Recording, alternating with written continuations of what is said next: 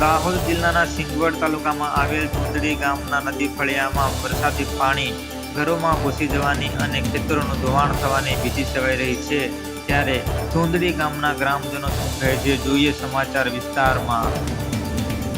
हाँ, અહીંથી નદી આ જે કંઈ વેણ છે એ વેસ્ટ વેરના લીધે સીધી નદી તૂટી જાય છે। અમારા ઘરની આગળ પેલી બાજુ જતી રહે છે ત્યારે અમારા ઘરો ઉતરી જાય છે અને અમે અહીંથી વચ્ચે ઘેરાઈ જાય છે ત્યારે અમારે અહીંથી નીકળવા માટેનો કોઈ રસ્તાની પણ સગવડ નથી અને કઈ જગ્યા પર અમારે જવાનું એ અમારા કેટલા માણસો જે આમાં જાના નથી, કેટલાક ઢોરો બી તણાઈ ગયો છે ગઈ વખતે તો બી અહીંથી અમે અહીંથી હવે આ વખતે અમારું રસ્તાનો બી અહીંથી પ્લાન થાય એવી બી અમારી માંગ છે સરકાર। સર, આજે અત્યારે બધા એકત્રિત થઈ રહ્યા છે જે કાર્ય માટે કે સૌ બચાવ માટે પાણીનું જે વેણ આવે છે તે ઘરોમાં ઘૂસે છે એના માટે સો ખર્ચે કામગીરી કરી રહ્યા છે અને જો આ કામગીરી સરકારના ધ્યાન ઉપર લાવીને તાત્કાલિક નિર્ણય નહીં લેવામાં આવે તો સરકારનું હજી પણ ધ્યાન દોરીએ છીએ અમે અને ગ્રામજનો જે એકઠા મળીને જે નિર્ણય લેશે અને સરકારશ્રી દ્વારા જે પણ અમારે કાર્યવાહી કરવાની થશે એ અમે ખેડૂતો દ્વારા સંતુલિત દ્વારા કરવામાં આવશે। સરકારશ્રીનું ધ્યાન હજી પણ દોરવામાં માંગીએ છીએ, મીડિયાના માધ્યમ થકી કરવા માંગીએ છીએ।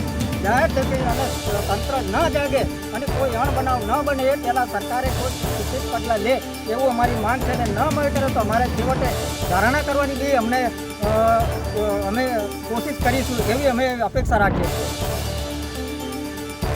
આમાં જો અમે આટલું રજૂઆત કરવા છતાં મીડિયાના માધ્યમથી અને જો સરકાર જો નહીં જાગે અને જો સરકાર જો અમારા ઉપર જો નહીં ધ્યાન દોરે તો અમારો બીજો કોઈ આધાર છે નથી।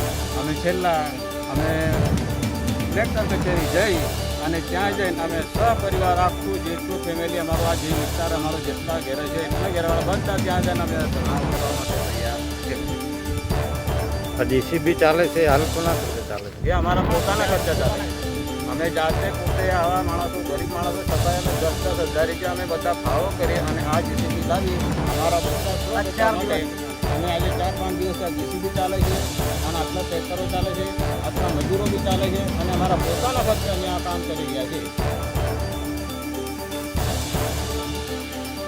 અમે કઈ થાકી ગયા પણ કોઈ અમારી દયા કરતું નથી, પછી પોતાને પૈસે અમે આ ખર્ચા કરીને પાળ નખાવીએ છીએ।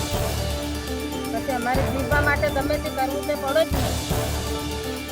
આટલી બધી તકલીફ અમારા ગરીબ લોકો કોઈ નોકરી નથી કરતા, કોઈ ગાડી નથી, કોઈ કશું નથી, હાથ મહેનતથી કોકના લાવીને અમે આ મહેનત કરાવીએ છીએ।